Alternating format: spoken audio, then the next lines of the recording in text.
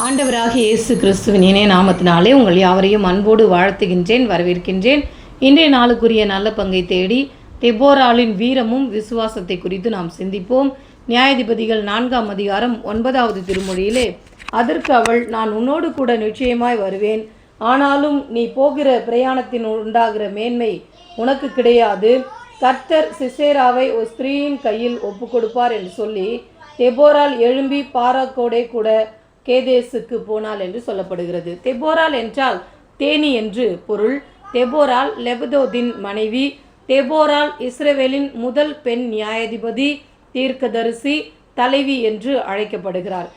இந்த இடத்திலே பாராக்குக்கு கொடுக்கப்பட்ட பொறுப்பை பாராக்கு அவர் செய்யாமல், நீ என்னோடு கூட வர வேண்டும் என்று நியாயாதிபதியாகிய தெபோராளை அழைக்கின்றார்.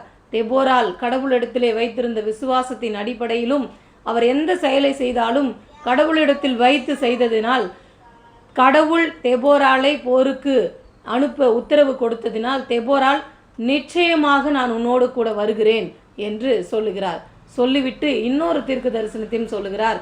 போகிற மேன்மை உனக்கு இல்லை, ஆண்டவர் ஒரு பெண்ணின் கையில் கொடுக்க போகின்றார் சிசேராவை என்று சொல்லுகின்றார்.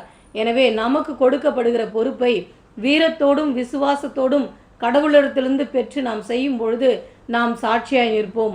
ஒருவேளை அந்த பொறுப்புகளை நாம் தட்டி கழித்தோம் என்றால் அது வேறொருவருக்கு மேன்மையாக சென்றுவிடும். வேறொருவருக்கு கடவுள் கட்டாயம் அந்த பொறுப்பை கொடுப்பார் என்ற பயத்தோடு கடவுள் நமக்கு கொடுக்கிற பொறுப்பை உண்மையும் உத்தமமாய் செய்து இஸ்ரவேலின் தாயாகிய விளங்கிய தெபோராளை போல வீரத்தோடும் விசுவாசத்தோடும் வாழ்வோம்.